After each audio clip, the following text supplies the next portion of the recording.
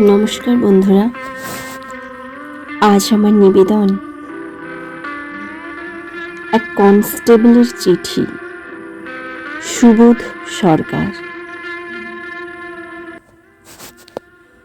থানার বড়বাবু আমায় বলতো পাঁঠা, ছোটবাবু পেছনে লাথি মেরে বলতো, যা তো সিগারেট নিয়ে আয়। যেদিন মাইনে পেতাম আমার দাদা এসে সব টাকা কেড়ে নিয়ে যেত। আর তুমি, তোমার সঙ্গে আমার 15 বছর বয়সে বিয়ে হলো, একদিনও আমাকে ভালোবাসলে না, আদর করলে না, গোলাপ টোলাপ না। আমার রাইফেল দেখতে খুব ভালো লাগতো, কি লম্বা, মুখটা ছুঁচলো, গুড়ুম গুড়ুম, ভয় লাগতো, ভালো লাগতো। বড়বাবু যখন কোমর থেকে রিভলভার খুলে টেবিলে রাখতো, আমি তাকিয়ে তাকিয়ে দেখতাম, কি সুন্দর দেখতে। কিন্তু কি যে হলো সেদিন সন্ধেবেলায়, কি করে ফেললাম।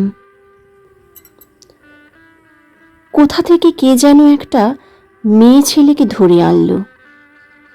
বড়বাবু আমাকে দিয়ে মদ আনালো। ছোটবাবু আমাকে বলল, যা, মেয়ে ছেলেটার ঘরে যা।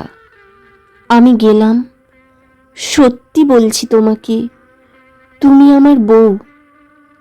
মেয়ে ছেলেটার গায়ে কি জোর, আমি পারছিলাম না। তারপর বড়বাবু এলো, মেয়ে ছেলেটার ঘাড়ে মারল, অজ্ঞান হয়ে শুয়ে পড়ল। তারপর আমি ওর কাপড় খুললাম। পরের দিন কাগজে কাগজে আমার ছবি।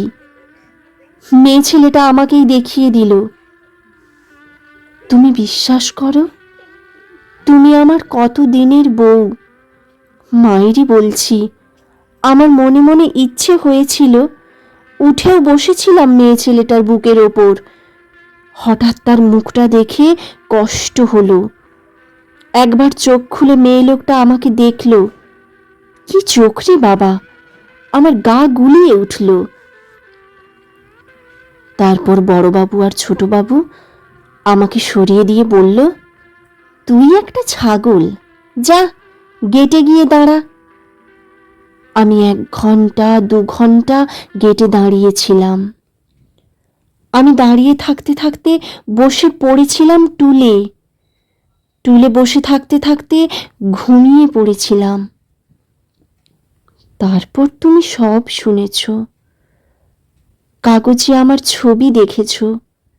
লোকে বলে আমার চাকরি চলে গেছে, জেল হবে, কতদিন তোমাকে দেখতে পাবো না।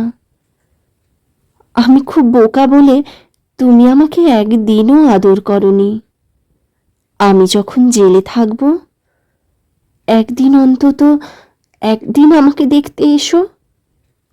একটু এঁচোড়ের তরকারি নিয়ে এসো, কতদিন ভালো কোনো খাবার খাইনি।